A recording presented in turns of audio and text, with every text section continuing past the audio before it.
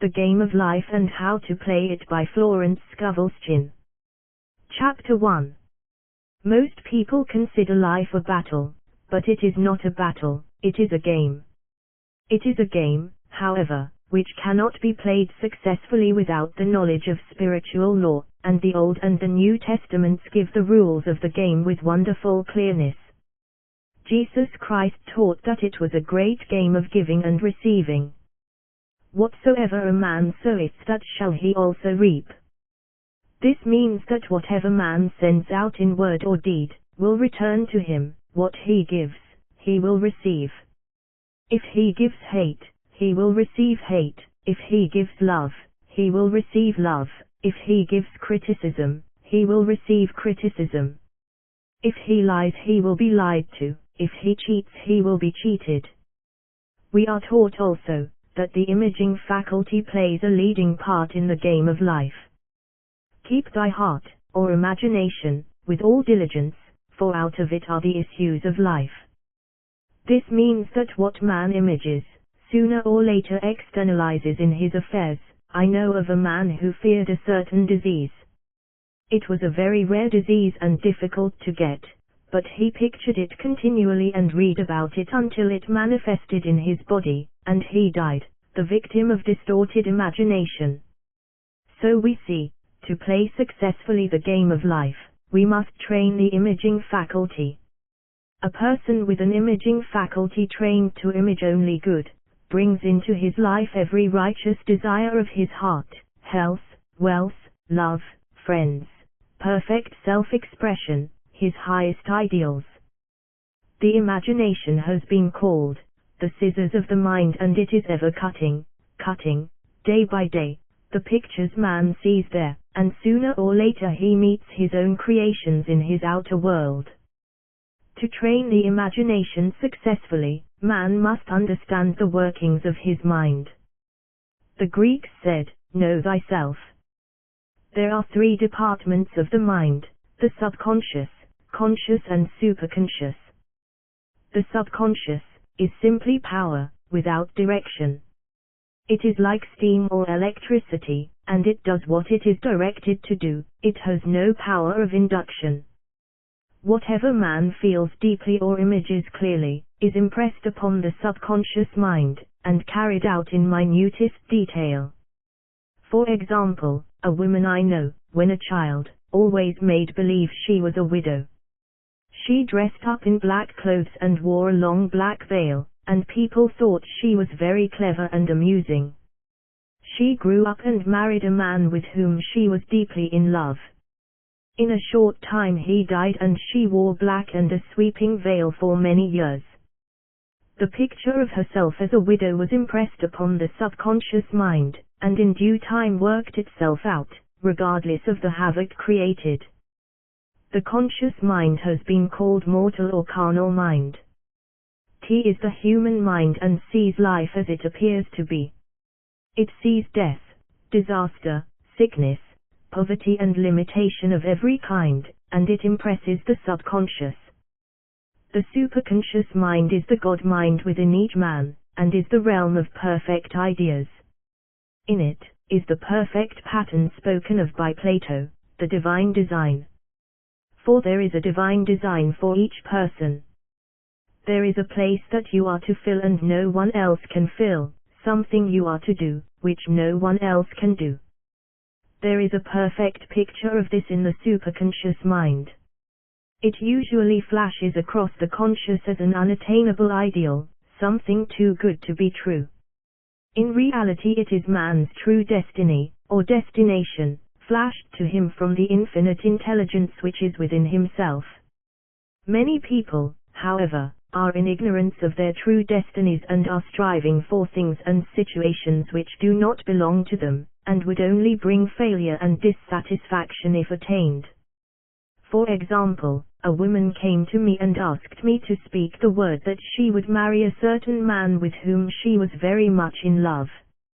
I replied that this would be a violation of spiritual law, but that I would speak the word for the right man, the divine selection, the man who belonged to her by divine right. I added, if he is the right man, you can't lose him, and if he isn't, you will receive his equivalent. She saw a B frequently, but no headway was made in their friendship. One evening she called, and said, "Do you know, for the last week, a B hasn't seemed so wonderful to me." I replied, "Maybe he is not the divine selection, another man might be the right one." Soon after that, she met another man who fell in love with her at once, and who said she was his ideal. In fact, he said all the things that she had always wished a B would say to her. She remarked, it was quite uncanny. She soon returned his love, and lost all interest in a B. This shows the law of substitution. A right idea was substituted for a wrong one, therefore there was no loss or sacrifice involved. Jesus Christ said, "Seek ye first the kingdom of God and his righteousness, and all these things shall be added unto you." He said the kingdom was within man. The kingdom is the realm of right ideas, or the divine pattern. Jesus Christ taught that man's words played a leading part in the game of life. By your words ye are justified, and by your words ye are condemned. Many people have brought disaster into their lives through idle words. For example, a woman once asked me why her life was now one of poverty, of limitation. Formerly she had a home, was surrounded by beautiful things, and had often tired of the management of her home, and had said repeatedly, "I'm sick and tired of things, I wish I lived in a trunk," and she added, "Today I am living in that trunk." She had spoken herself into a trunk. The subconscious mind has no sense of humor, and people often joke themselves into unhappy experiences. For example, a woman who had a great deal of money, joked continually about getting ready for the poorhouse. In a few years she was almost destitute, having impressed the subconscious mind with a picture of lack and limitation. Fortunately, the law works both ways, and a situation of lack may be changed to one of plenty. For example, a woman came to me one hot summer's day for a treatment for prosperity.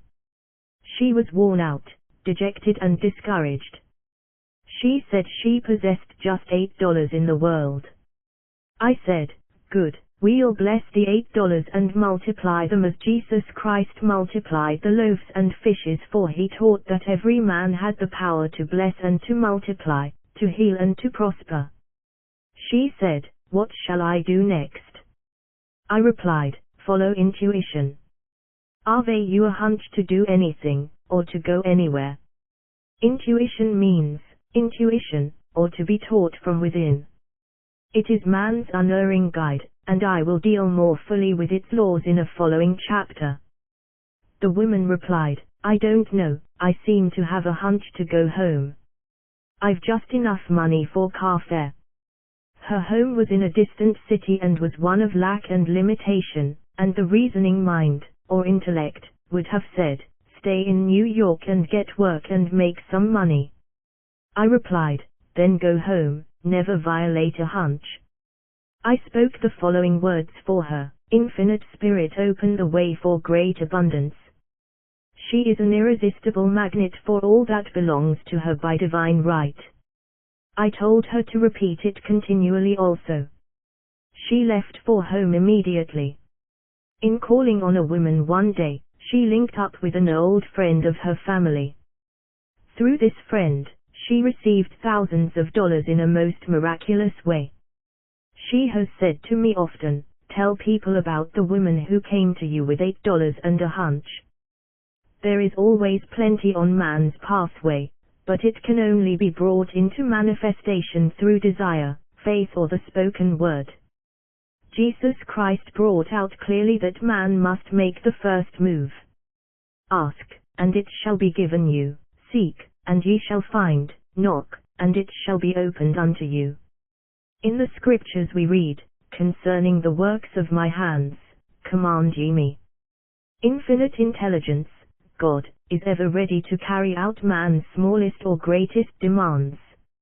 Every desire, uttered or unexpressed, is a demand. we are often startled by having a wish suddenly fulfilled. For example, one Easter, having seen many beautiful rose trees in the florist's windows, I wished I would receive one, and for an instant saw it mentally being carried in the door. Easter came, and with it a beautiful rose tree. Thanked my friend the following day, and told her it was just what I had wanted. She replied, "I didn't send you a rose tree, I sent you lilies." The man had mixed the order, and sent me a rose tree simply because I had started the law in action, and I had to have a rose tree. Nothing stands between man and his highest ideals and every desire of his heart, but doubt and fear. When man can wish without worrying, every desire will be instantly fulfilled. I will explain more fully in a following chapter the scientific reason for this, and fear must be erased from the consciousness. It is man's only enemy, fear of lack, fear of failure, fear of sickness, fear of loss, and a feeling of insecurity on some plane. Jesus Christ said, "Why are ye fearful, O ye of little faith?" So we can see we must substitute faith for fear is only inverted faith, it is faith in evil instead of good. The object of the game of life is to see clearly one's good and to obliterate all mental pictures of evil. His must be done by impressing the subconscious mind with a realization of good.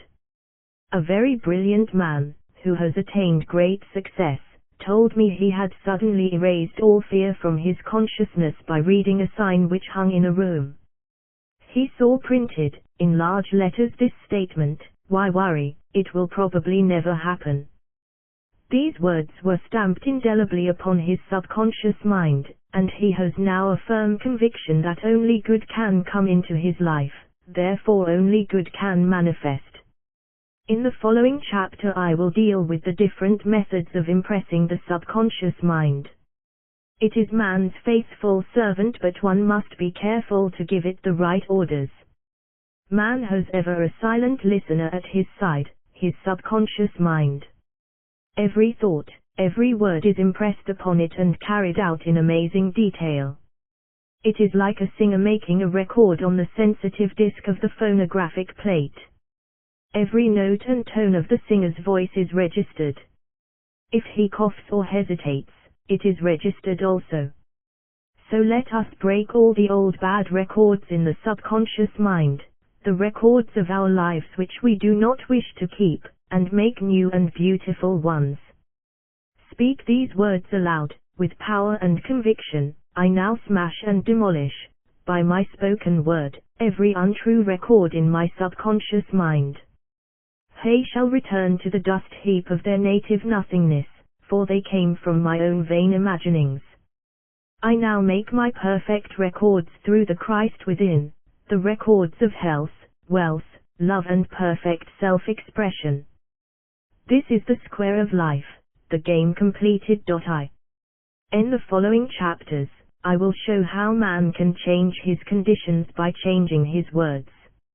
Any man who does not know the power of the word, is behind the times. Death and life are in the power of the tongue.